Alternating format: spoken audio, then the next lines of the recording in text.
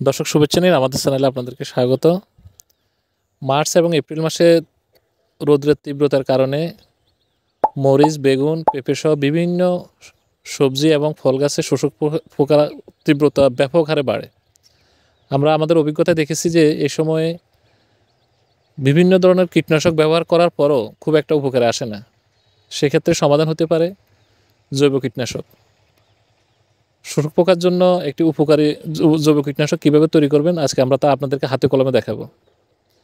তো এর জন্য প্রথমে আমাদের যে উপকরণগুলো লাগবে সেগুলো হচ্ছে মরিচ, সেটা শুকনো হতে পারে অথবা কাঁচামরিচ। আমরা এখানে শুকনো মরিচ নিয়েছি 25 গ্রাম, পানি 250 মিলি এবং নিম পাতা 500 গ্রাম। প্রথমে আমরা শুকনো মরিচ এবং নিম পাতাকে ব্লেন্ড করে নেব, অথবা আমরা স্ক্রিনে যেভাবে দেখাচ্ছি আপনি পাটা এইভাবে বেটে নিতে পারেন।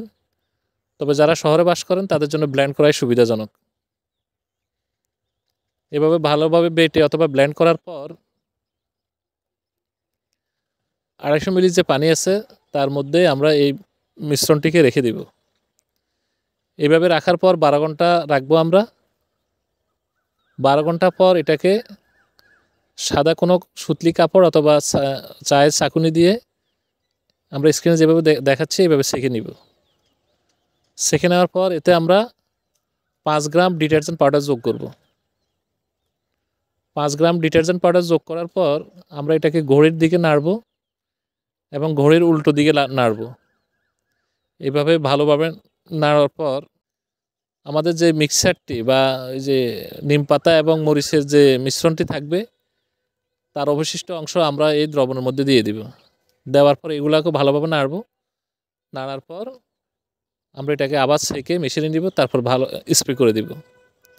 আপনি স্প্রে করার ক্ষেত্রে অবশ্যই খেয়াল রাখবেন যাতে বিকেলের আলো ডুবো ডুবো অবস্থায়, মানে সূর্য অস্ত যায় এই অবস্থায় আপনি এটা স্প্রে করবেন। এই সময় স্প্রে করলে সবচেয়ে ভালো কাজ দেয়। যেহেতু এটি জৈব কীটনাশক, আপনি ইচ্ছে করলে এটা 2-1 দিন পর পরে ব্যবহার করতে পারবেন। এক্ষেত্রে কোনো পার্শ্ব প্রতিক্রিয়া নাই এবং এটি খুব ভালো কাজ দেয় শোষক পোকার জন্য। ধন্যবাদ।